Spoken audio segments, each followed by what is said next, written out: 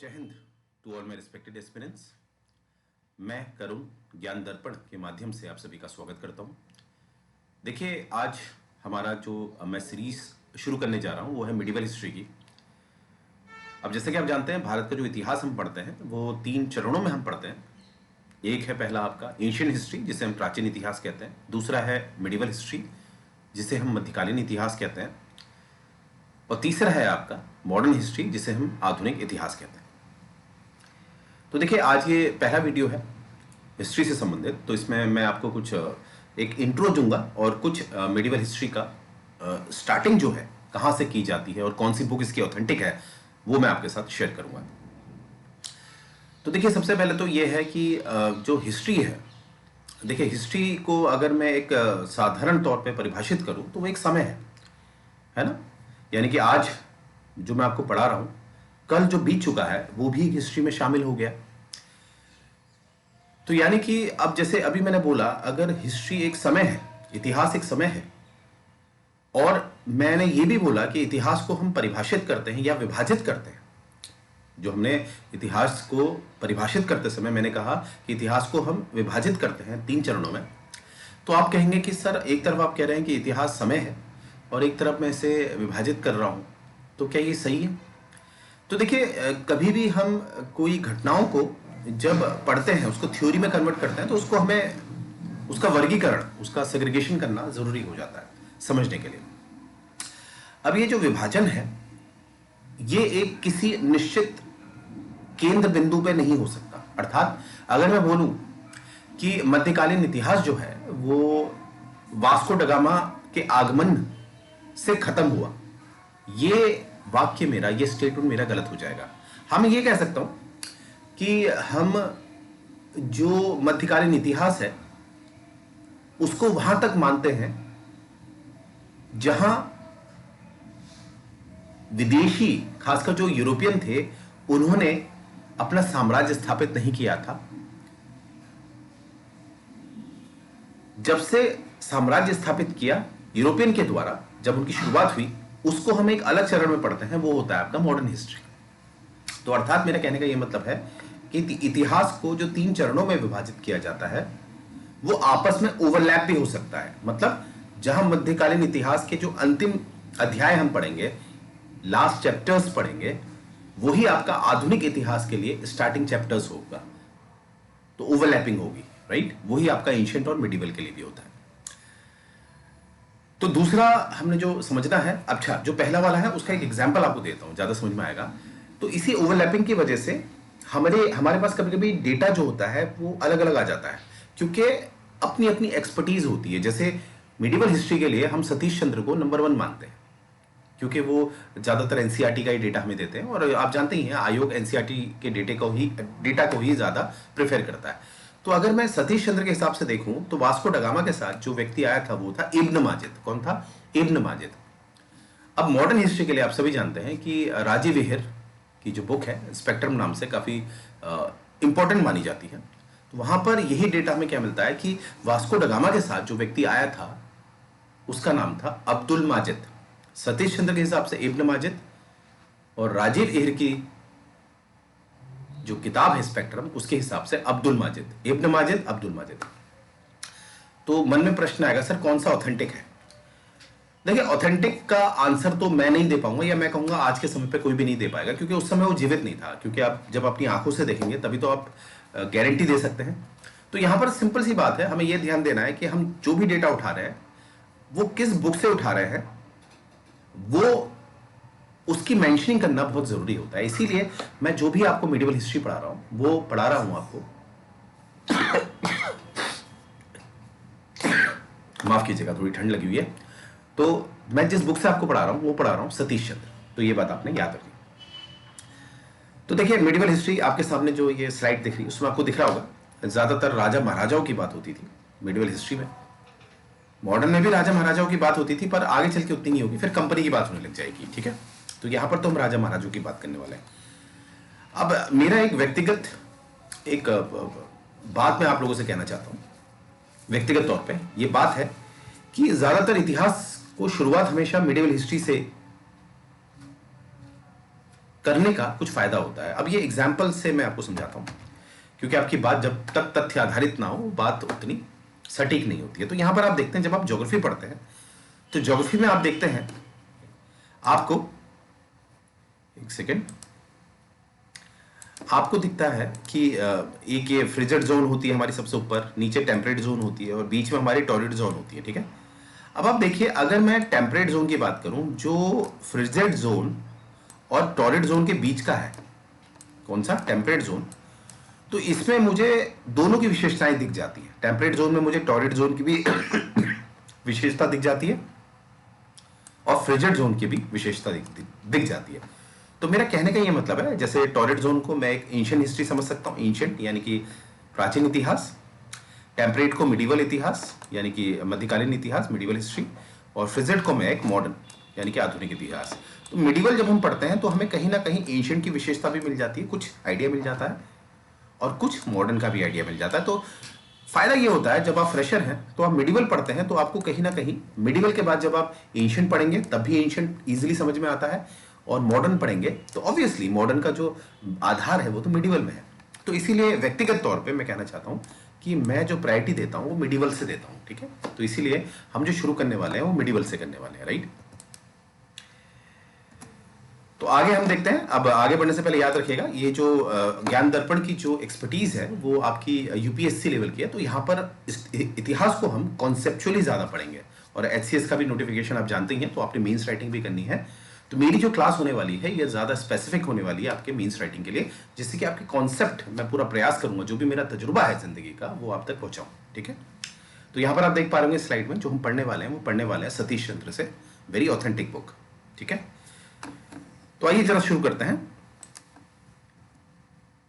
तो यहां पर हम शुरुआत करेंगे कि असल में सतीश चंद्र जी कहां से शुरू करते हैं। देखिए, आप सभी जानते हैं, अगर मैं बात करूं, एक बहुत विशालकाय यूरोप साम्राज्य हुआ करता था, बहुत बड़ा। ये आप देख पा रहे होंगे, ये बीच में मेडिटेरियन सी है, ये बीच का जो हिस्सा है, एक सेकंड ये कलर चेंज कर लेते हैं, ओके। तो ये जो बीच का हिस्सा है ये आपका मेडिटेरियन सी है, जिसे हम भूमध्य सागर कहते हैं। तो इसके चारों तरफ जो साम्राज्य फैला हुआ था ये था आपका mighty Roman umpire. Mighty Roman umpire मतलब विशालकाय रोमन अंपायर। अब मैं देख के आप समझ रहे होंगे कि भूमध्य सागर के चारों तरफ जो साम्राज्य फैला हुआ है ये फैला हुआ है रोमन अंपायर। अब ये रोमन अंपायर की पिक्चर मैंने आपको क्यों दिखाई है, क्योंकि अभी आपको आगे दिखेगा स्लाइड में कि इसका विघटन हो जाएगा, ये टूटेगा। अब यहीं से आपको समझना है कि कोई भी जो साम्राज्य होते थे बड़े, वो टूटते क्यों थे। देखिए, ऐसा है, यहां पर एक फिलोसफिकल बात मैं आपसे करना चाहता हूं कि जो इंसान होता है वो जब पैदा होता है तो वो समझदार पैदा होता है। All human beings when they are born they are rational, वो समझदार होते हैं। अब समझदारी से मेरा क्या मतलब है, समझदारी से मेरा मतलब है लालच, मेरा, कि मेरे पास शक्ति क्यों नहीं है, मेरे पास शक्ति होनी चाहिए, राइट। अभी भी देख लीजिए, हम सब जो तैयारी कर रहे हैं हमारा अपने लिए तो स्वार्थ है, हमें कुछ बनना है, हमें कुछ बनना है, मुझे बनना है ना। आप अपनी सीट तो किसी को नहीं देंगे ना। तो यहां पर क्या है कि होता क्या था कि जब जो मुख्य राजा है, जो पूरे इतने बड़े साम्राज्य का जो मुख्य राजा है, जब वो कमजोर पड़ता है, अब कमजोर कैसे पड़ सकता है, हो सकता है कि जो उसका जो कॉम्पिटिटर है वो उससे ज्यादा शक्तिशाली होता जा रहा है, या ऐसा हो सकता है कि राजा थोड़ी उम्र हो गई है उसकी, तो गद्दी के लिए उसके बच्चे लड़ रहे हैं, जिसे हम सिविल वॉर कहते हैं, गृह युद्ध हो जाता है। तो इसकी वजह से क्या होता है कि जो मुख्य राजा होता है वो कमजोर पड़ने लगता है, और जैसे राजा कमजोर पड़ने लगेगा तो राजा के अंडर जो उसके जनरल्स होते हैं, गवर्नर्स होते हैं, वो ऑटोमेटिकली पावर होते हैं अपने अपने क्षेत्रों में, ठीक है। तो जैसे राजा कमजोर पड़ेगा तो गवर्नर क्या करेगा, गवर्नर अपने आप को स्वतंत्र घोषित कर देगा। इसलिए हमें दिखता है कि जैसे मुख्य राजा कमजोर पड़ा तो वो जो बड़ा साम्राज्य है वो विघटित हो जाता है, वो टूट जाता है छोटे छोटे किंगडम्स में। तो यहीं से मैंने आपको समझाया कि किंगडम जो है छोटा रूप है, और जब बहुत सारे किंगडम एक हो जाते हैं, जब उनको एकीकरण, उनका कंसोलिडेशन कर दिया जाता है, तो वो बहुत बड़ा साम्राज्य, एम्पायर बन जाता है। तो किंगडम और एम्पायर में क्या फर्क है, बहुत सारे किंगडम से मिलकर एक एम्पायर बनता है। एम्पायर यानी कि साम्राज्य का जो आकार है वो बड़ा होता है किंगडम के मुकाबले। तो आइए देखते हैं क्या कहते हैं। तो यहां पर बात की गई है 1000 ईयर पीरियड, यानी कि सतीश चंद्र बता रहे हैं कि भैया ऐसा है, 1000 सालों में कुछ परिवर्तन हुआ है। और ये 1000 साल कहां से, 8th सेंचुरी से लेके 18th सेंचुरी, 8th सेंचुरी से लेके 18th सेंचुरी में, इन 1000 वर्षों में कुछ बहुत परिवर्तन हुआ है विश्व में, उस समय का जो विश्व था और भारत में। अब प्रश्न है कि विश्व और भारत के आपस में जुड़ा हुआ था। अगर विश्व में कुछ परिवर्तन हुए हैं, यानी कि अगर बहुत बड़ा रोमन साम्राज्य टूटेगा, क्या उसका जो प्रभाव है वो भारत में भी आएगा? बिल्कुल आएगा। क्यों? क्योंकि उस समय या आज भी, मेरी बात हमेशा याद रखिएगा, जो ट्रेड है और जो कल्चर है, जो व्यापार है और जो संस्कृति है, वो जुड़ी हुई होती है। अब उस समय, जिस समय की हम बात कर रहे हैं, जब हम बात करेंगे 5वीं शताब्दी, 6वीं शताब्दी, 8वीं शताब्दी, तब हमें दिखेगा व्यापार और संस्कृति ज्यादा जुड़ी हुई थी आज के मुकाबले। ऐसा क्यों? आजकल एक उदाहरण से मैं आपको बताता हूं। जैसे मानते हैं मैं भारत में रहता हूं और मेरा कोई व्यापार जापान में है, तो मेरे पास विकल्प है वाया माफ कीजिएगा, एयरप्लेन के माध्यम से, एरोप्लेन के माध्यम से मैं जापान जा सकता हूं। सुबह गए, 2-3 घंटे की फ्लाइट है, सुबह 6 बजे निकले, 9 बजे जापान पहुंचे, 2 बजे तक वहां काम किया, 3 बजे की फ्लाइट पकड़ी, 6 बजे भारत में आ गया। तो यानी कि मुझे आज के समय पे वहां रहने की जरूरत नहीं है। परंतु जिस समय की हम बात करने वाले हैं, उस समय तकनीक इतनी एडवांस नहीं थी। तो अगर मुझे जापान जाके बिजनेस करना है, पहले तो मुझे ट्रैवल करना पड़ेगा शिप के माध्यम से, और शिप भी इंजन होते नहीं थे, हवा से चलते थे। तो मुझे इमेजिन करिए 1.5-2 महीना लगा जापान पहुंचने में शिप में। फिर मैं वहां रहूंगा, वहां मुझे रहना पड़ेगा बहुत समय तक। अब जब मैं किसी क्षेत्र में बहुत अधिक समय तक रहता हूं, मानते हैं 50 सालों के लिए रह रहा हूं या 10 सालों के लिए रह रहा हूं, तो मेरी अपनी संस्कृति भी तो होगी, मेरा अपना धर्म भी तो होगा। तो मैं धर्म तो नहीं छोड़ दूंगा ना।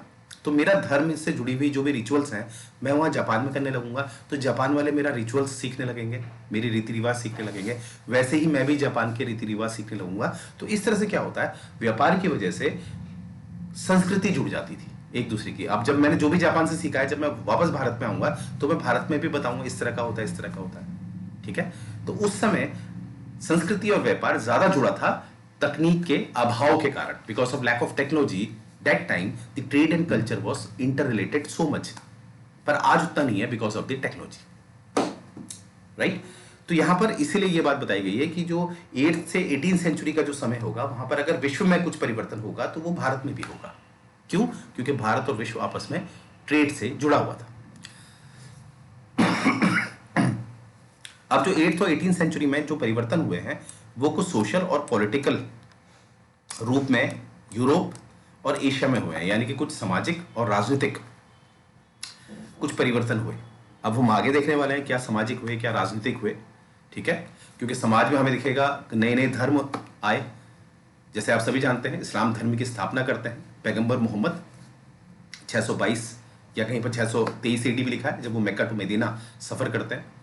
तो समाज में एक नया धर्म मिलता है, और जब एक नया धर्म मिलता है तो धर्म की वजह से क्या होता है, कुछ जो आपस में जो ट्राइब्स थे, जो आपस में लड़ रहे थे, उन्होंने जब ये धर्म को स्वीकारा, इस्लाम धर्म को, तो वो एक हो गए। और आप जानते हैं एक लकड़ी को तो कोई भी तोड़ सकता है, पर जब बहुत सारी लकड़ियों को एक साथ रखेंगे तो तोड़ना मुश्किल हो जाता है, यानी कि मजबूती आ जाती है उसमें। तो यही हुआ इस्लाम की वजह से। क्या हुआ, अरब्स के जो ट्राइब्स थे जो आपस में लड़ रहे थे, अब वो एक हो गए। जब वो एक होंगे तो एक बहुत बड़ा साम्राज्य बनाएंगे। और आगे चल के हमें दिखेगा यूरोप का जो ईस्टर्न यूरोप था, जिसकी राजधानी कॉन्स्टेंटिनोपोल थी, जो बैजेंटीन साम्राज्य था, उसको कब्जे में ले लेंगे। तो इस तरह से जो अरबों का कहीं ना कहीं कब्जा हो जाएगा, लाल सागर यानी कि रेड सी के रास्ते पे, और जो पर्शियन गल्फ है, फारस की खाड़ी है, उस पर कब्जा हो जाएगा। तो इस तरह से आप देखेंगे कि कहीं ना कहीं कुछ धर्म आए, समाज में परिवर्तन हुआ, और इस परिवर्तन की वजह से कहीं ना कहीं राजनीतिक जो एक रूपरेखा थी उसमें परिवर्तन हुए। तो यही सब हम पढ़ने वाले हैं, और मेरी पूरी पूरी कोशिश रहेगी कि मैं आपके कॉन्सेप्ट बहुत अच्छे कर दूं, राइट? तो ये बात आप समझ पाए होंगे। और जितने भी ये 8वीं से 18वीं शताब्दी में जो भी परिवर्तन हुए यूरोप में, तो उसका सीधा प्रभाव कहां पड़ा, आपके भारत में भी पड़ा। क्यों पड़ा? क्योंकि मैंने अभी बताया था आपको कि भारत, उस समय जितने भी देश थे वो आपस में जुड़े हुए थे। बिकॉज जो भी व्यापार होता था, तकनीक के अभाव के कारण,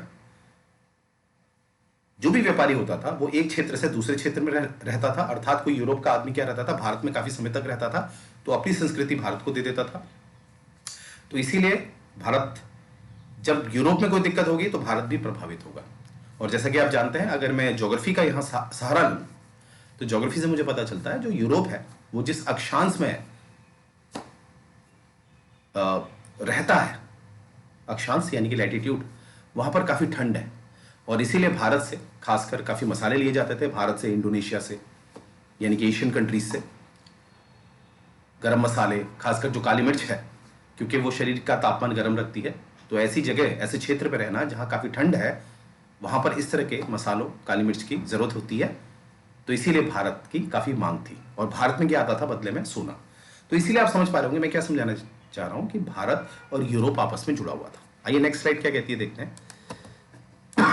माफ कीजिएगा, थोड़ा गला बैठा हुआ है, टॉयलेट करिएगा प्लीज। आइए अब एक बार एक पिक्चर देख लेते हैं मैप में, ठीक है, कि क्या है यहाँ पर, क्या स्टोरी क्या है, राइट। तो यहाँ पर आप देखिए, मैंने अभी बताया कि बहुत बड़ा माइटी रोमन एम्पायर था, यहाँ पर फैला हुआ था ये, ठीक है। ये आपका मेडिटेरियन सी है, ये भूमध्य सागर है। और देखिए उस समय मैंने कहा शिप्स होते थे, जहाज होते थे पानी के, पर वो जहाज में इंजन का जो आविष्कार है वो तो हुआ नहीं था। Invention of the engine was not there, right. तो जहाज कैसे चलते थे? जो हवाएं चलती हैं, जैसे कि ज्योग्राफी में हम पढ़ते हैं ट्रेड विंड्स, ज़्यादातर उसका इस्तेमाल किया जाता था, इसीलिए इन हवाओं का नाम रखा गया ट्रेड विंड्स, राइट, क्योंकि काफ़ी लंबे समय के लिए ये एक ही दिशा में बहती थी, ठीक है। अब वो ज्योग्राफी का है सिद्धांत, तो उसको वहाँ ज़्यादा डिस्कस नहीं करेंगे, बस इतना समझेंगे कि हवाओं का सहारा लिया जाता था शिप्स के माध्यम से। तो यहाँ पर देखिए रास्ता, देखिए ये रास्ता है जिसे हम रेड सी कहते हैं, भारत आने का, देखिए लाल सागर, और एक ये रास्ता है पर्शियन गल्फ, कि जहाज से आप क्या करो, सामान यहाँ तक पहुँचा दो, फिर यहाँ से जो भी आपके पास उस समय के जो व्हीकल्स होते थे, जैसे जो भी बैलगाड़ी है, जो भी है, उसके द्वारा ये यहाँ पहुँचा दिया जाता था यूरोप में। और ये रास्ता सबसे ज़्यादा प्राथमिकता मिलती थी इस लाल सागर वाले, रेड सी वाले एरिया को, क्योंकि ये कनेक्टिविटी प्रोवाइड करता था, ठीक है।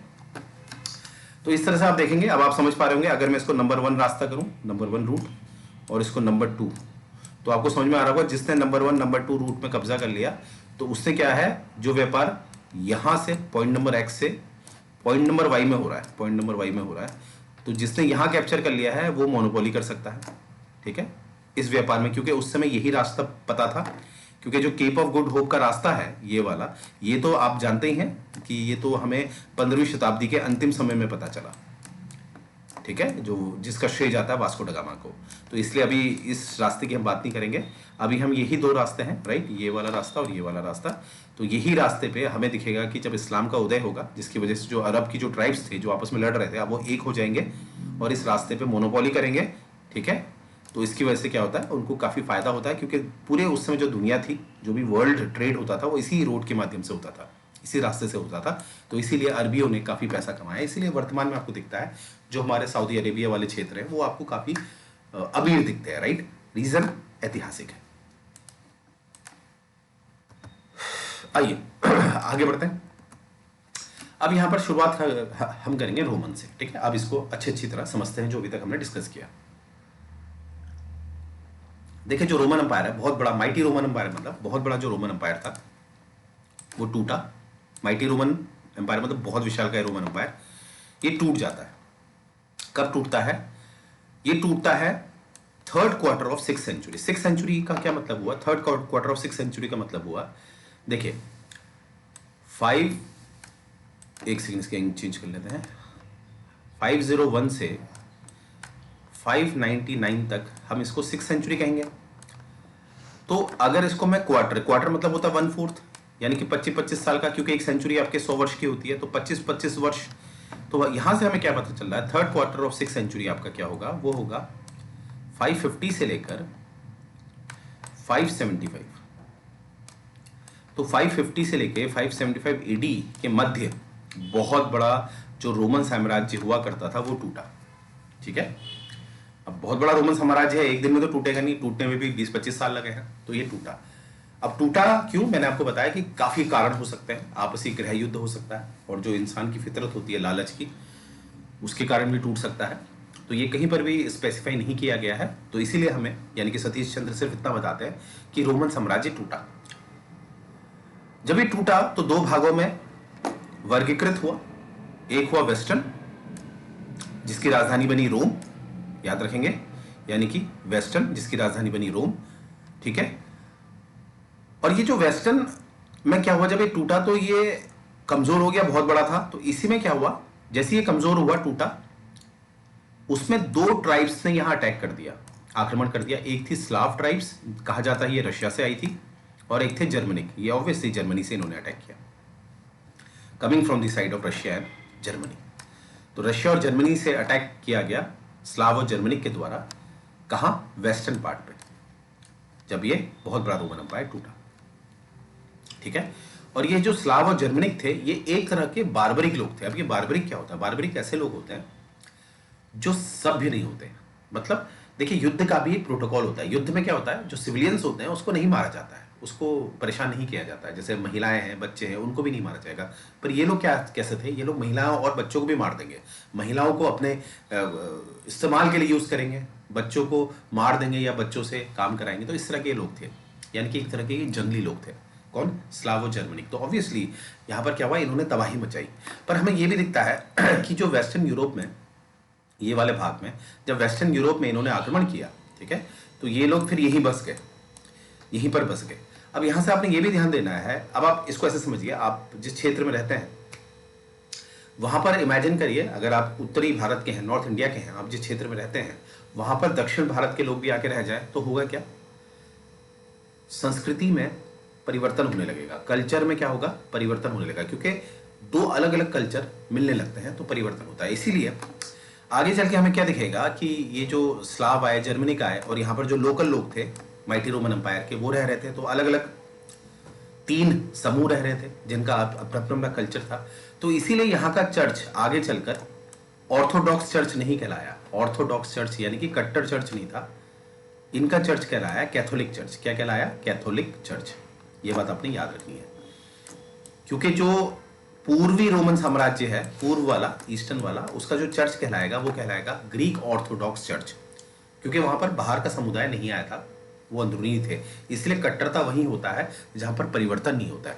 तो आप समझ पाए होंगे कि जो आपका वेस्टर्न रोमन एम्पायर है उसका चर्च ऑर्थोडॉक्स चर्च क्यों नहीं कहलाया, उसका चर्च कहलाया कैथोलिक चर्च, क्योंकि यहाँ पर अलग अलग कल्चर एक साथ रह रहे थे। तो ये बात आपने याद रखना है।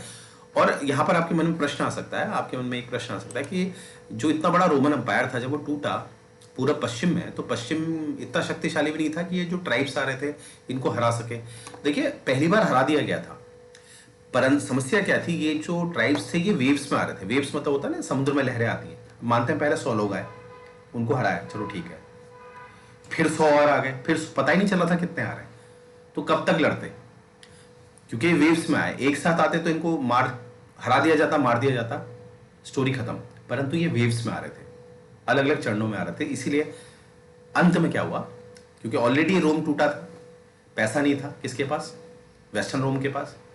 तो कितना लड़ता? बिना पैसे के तो युद्ध नहीं लड़ सकते ना। इसलिए हार मानी किसने? वेस्टर्न यूरोप ने, और जर्मनिक और स्लाव वहां बसे। तो ये बात आपने याद रखनी है। तो ये बात इसमें बता रखी है। और यहाँ पर आप देख रहे होंगे ये जो आए थे जर्मनिक और ये जो स्लाव थे, इन्होंने यहाँ रेवेजिंग करी, प्लंडरिंग करी, यानी कि तोड़फोड़ करी, लूटपाट करी। मैंने बताया ना ये कुछ बार्बरिक नेचर के थे, राइट? ये बात आपने याद रखनी। चलिए आगे देखते हैं, नेक्स्ट स्लाइड। Excuse me.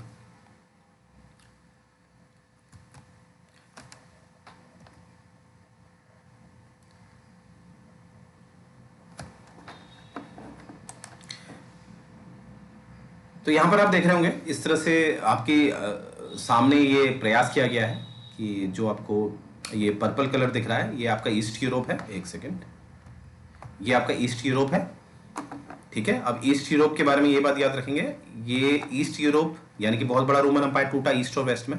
तो ईस्ट यूरोप की जो राजधानी बनती है वो बनती है कॉन्स्टेंटिनोपोल। ये आप देख पा रहे होंगे, राजधानी कौन सी बनती है? कॉन्स्टेंटिनोपोल। ये आप देख पा रहे होंगे, ठीक है। आजकल ये कॉन्स्टेंटिनोपोल किस नाम से जाना जाता है? आजकल ये जाना जाता है इस्तांबुल, जो टर्की का हिस्सा है, जो यूरोप वाले एरिया में पड़ता है, इस्तांबुल, ठीक है। ये बात अपनी याद रखनी है।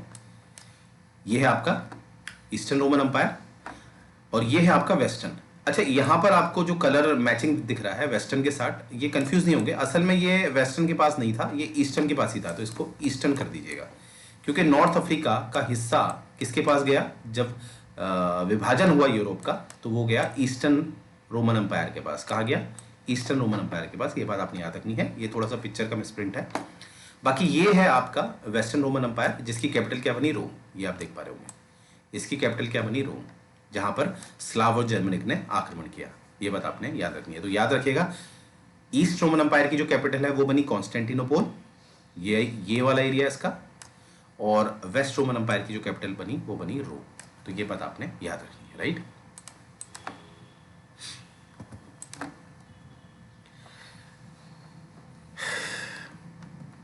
अब हम देखेंगे आगे, अब जो स्टोरी हमने देखी आगे क्या होता है। जो स्लावो जर्मनिक आए थे वेस्ट यूरोप में, तो समय के साथ आगे समय बीतता रहा तो ये यहीं सेटल हो गए, ठीक है। यहीं इन्होंने महिलाओं से शादी करी। अब महिलाओं से शादी करेंगे तो इनका यही परिवार बनेगा, ठीक है, in different part of Europe, खासकर वेस्टर्न यूरोप में ही बसे थे ये लोग। और इसकी वजह से क्या हुआ, कुछ चेंजिंग हुए, कुछ चेंजेस हुए, ठीक है। चेंज किस में हुए, क्योंकि मैंने बताया कुछ भाषाएं चेंज होगी, क्योंकि आदमी की अपनी खुद की भाषा भी होती है। जैसे कि मैंने अब बताया था, आप उत्तरी भारत में रहते हैं किसी क्षेत्र में, कुछ दक्षिणी भारत के लोग आ जाएं तो आगे चल के 50 सालों में 100 सालों में परिवर्तन होने लगेगा। ऑलरेडी मैं बता चुका हूं, तो ये बात यहां पर बताई गई है। आगे क्या है, the foundation of many of the modern European nations were laid during this period as a result of coming in. अब आजकल देखिए, आजकल आपको क्या दिखता है, ध्यान से देखिएगा, बहुत इंटरेस्टिंग है, क्योंकि इतिहास का फायदा ये होता है कि आज है तो क्यों है पता चल जाता है, ठीक है। एक सेकेंड, कुछ हैंग कर रहा है, हाँ देखिए, आजकल अगर मैं इसकी बात करूं तो यहां पर आपको क्या दिखेगा, यहां पर आपको दिखेगा ये है आपका वेस्ट यूरोप, राइट, ये वाला जो मैंने बताया था कि नॉर्थ अफ्रीका भी नहीं लेंगे हम इसमें, तो ये है वेस्ट यूरोप और ये है। तो वेस्ट यूरोप में अभी भी आप देखते हैं यहाँ ज्यादातर जो डोमिनेटिंग रिलीजन है वो है आपका क्रिश्चियनिटी। यस और नो, क्रिश्चियनिटी है, आज भी हमें दिखता है। आप कुछ भी आजमा लीजिए, चाहे आप इस पेरिस को ले लीजिए, चाहे आप स्पेन को ले लीजिए, तो यहाँ पर जो डोमिनेटिंग रिलीजन है वो है क्रिश्चियनिटी। और यहीं पर जो आपका ईस्ट यूरोप है, यहाँ पर जो डोमिनेटिंग रिलीजन है वो है आपका इस्लाम। यस, चाहे आप टर्की ले लीजिए, तुर्की ले लीजिए, सीरिया ले लीजिए, लेबनान ले लीजिए, इस तरह से आप देखेंगे तो यहाँ पर है इस्लाम। अब ये क्यों है, क्या है, यही हम देखने वाले हैं, ऐसा क्यों हुआ, ठीक है। यहाँ पर क्रिश्चियनिटी आ गई है, यहाँ पर इस्लाम, वही हम देखने वाले हैं। आइए,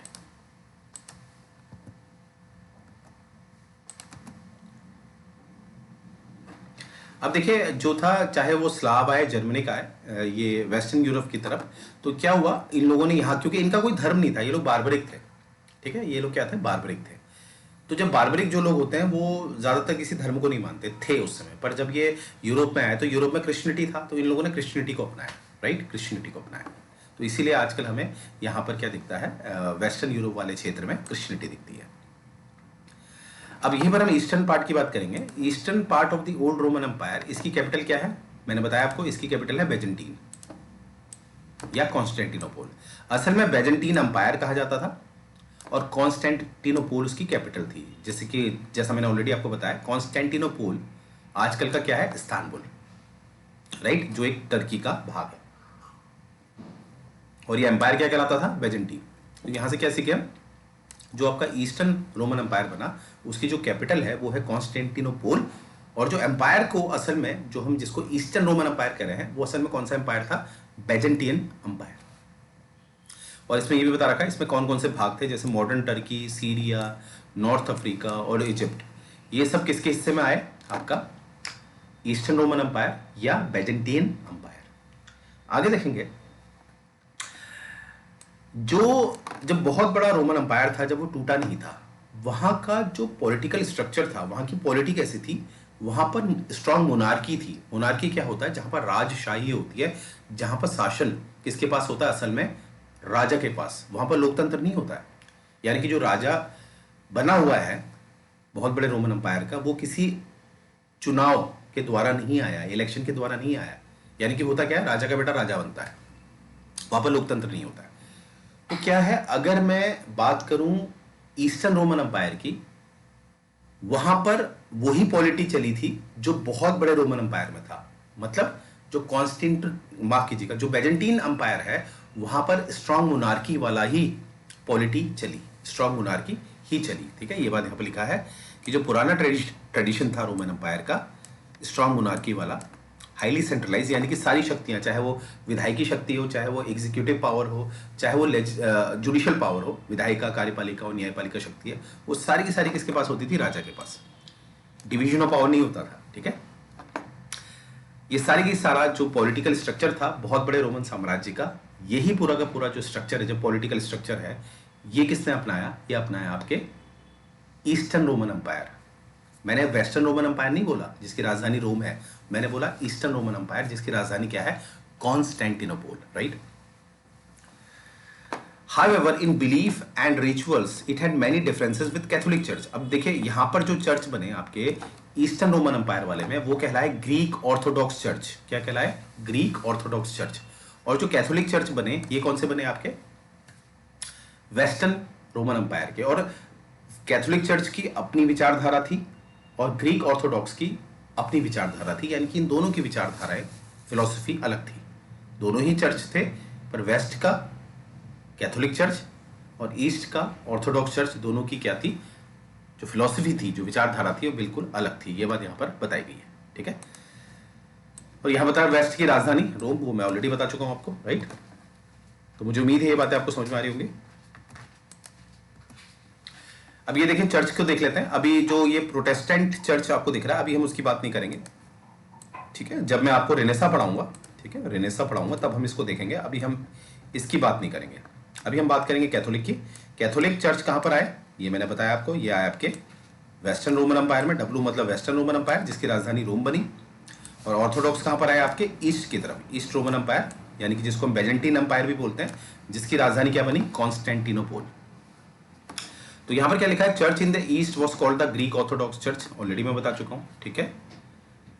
और यहां पर आप देखेंगे जो बेजेंटियन रूलर्स बने जितने भी, ठीक है, उन्होंने क्या करा कि कहीं ना कहीं बेजेंटियन रूलर्स ने रशिया के जो लोग थे उनको क्रिश्चियनिटी में बदला। क्योंकि अगर आप मैप देखेंगे तो मैप से आपको क्या दिख रहा है कि जो बेजेंटियन एम्पायर है, जो ईस्ट की तरफ है, वो रशिया से जुड़ा हुआ है।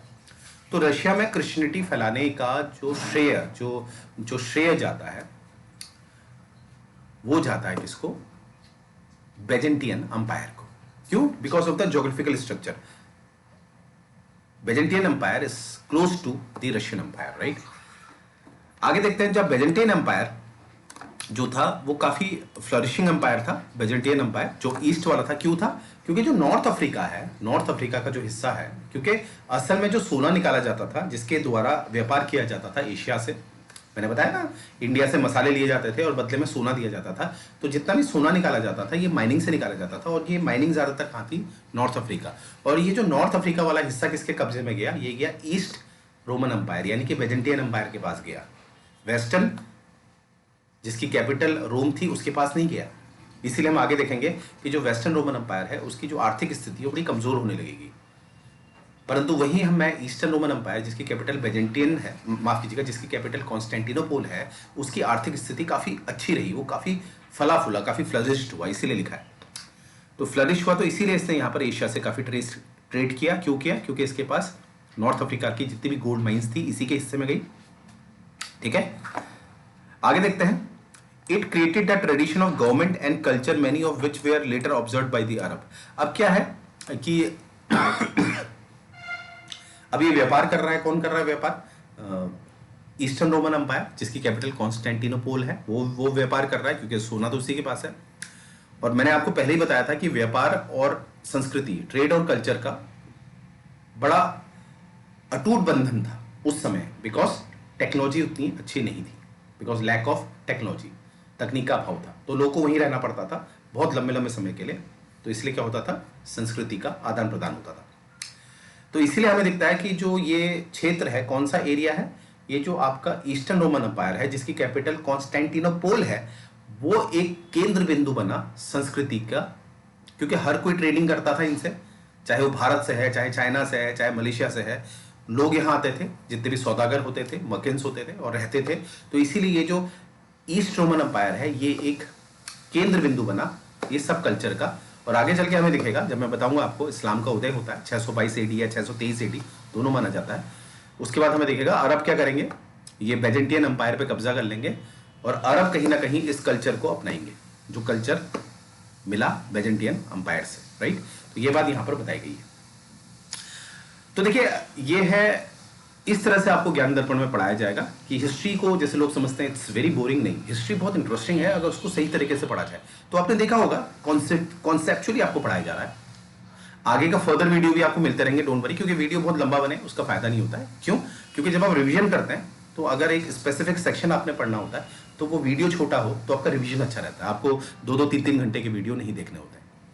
तो मुझे उम्मीद है ये वीडियो आपको पसंद आया होगा, और नीचे आप देख रहे होंगे स्क्रॉल जो हो रहा है उस नंबर पे आप कॉल करिए अगर आपको पसंद आ रहा है, और एचसीएस की तैयारी शुरू करिए, यूपीएससी की तैयारी शुरू करनी है। असल में देखिए, एक बात हमेशा याद रखिए, मैं हमेशा कहता हूँ कि एचसीएस का पेपर ज़्यादातर वो भरेंगे जो यूपीएससी की तैयारी करते हैं या कर चुके हैं, क्योंकि ऐसा कहीं नहीं लिखा है कि एचसीएस के फॉर्म में जिन्होंने यूपीएससी की तैयारी करी है वो फॉर्म नहीं भर सकते।